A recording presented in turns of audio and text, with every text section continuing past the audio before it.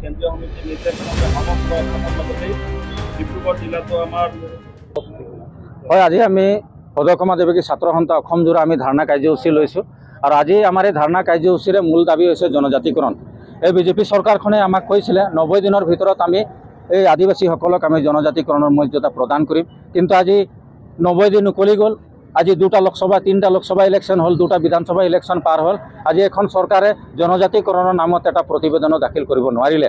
আজি বাগিচাৰ যিটো চাহ শ্ৰমিকৰ দৈনিক মজুৰি পল্লৱ লোচন লেবাৰ মিনিষ্টাৰ থাকোঁতে 2017 চনত তেখেতসকলে অংক কৰি উলিয়ালে যে 360 টকা দৈনিক মজুৰি এটা শ্ৰমিকৰ হ'ব লাগে, কিন্তু আজি দৈনিক মজুৰি ক'ত গ'ল? আজি চাহ বাগিচা অঞ্চলত যিবিলাক স্কুল আছে LP স্কুল চৰকাৰীকৰণৰ কথা কৈছিলে, আজি বাগিচা অঞ্চলত স্পেচিয়েল টেট অনুষ্ঠিত কৰি আজি শিক্ষিত যুৱক যুৱতী যিবিলাক আছে নিবনুৱা তেখেতসকলক মানে সংস্থাপনৰ কথা কৈছিলে। আজি নাগালেণ্ড অৰুণাচল সীমান্ত অঞ্চলত আমাৰ যিবিলাক ৰাইজ আছে স্থায়ী সমাধানৰ কথাটো আছিলে, কিন্তু ক'ত গ'ল চৰকাৰে? কোনটো প্ৰতিশ্ৰুতি তেখেতসকলে পূৰণ কৰিলে? আজি আমাৰ চাহ শ্ৰমিক ৰাইজে যিবিলাক জংঘল চফা কৰি বাগান খুলিলে আৰু সেই অঞ্চলতো আমাৰ কিছুমান ৰাইজে খেতি কৰি খাই আছে, কিন্তু সেই মাটিৰো পট্টা প্ৰদান কৰা নাই। কিন্তু সেইখন চৰকাৰে ৰামদেৱ বাবাক আকৌ মাটি দিলে।